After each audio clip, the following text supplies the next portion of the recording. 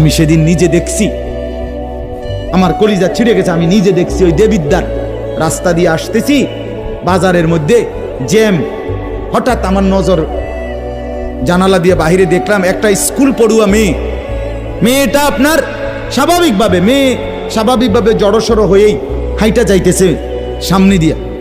ঠিক মেয়েটার এক হাত পিছনে একটা ছেলে আপনার এই বড় মোবাইল দিয়া, মেয়েটা হাঁটতেছে মেয়ের মতো, এই জানোয়ারে পিছন থেকে ভিডিও করতে করতে মেয়ের যাইতেছে পিছন। আমার মন চাইছে জানালা খুলে বলি, বোন তোর পিছনে কুত্তা লাগছে,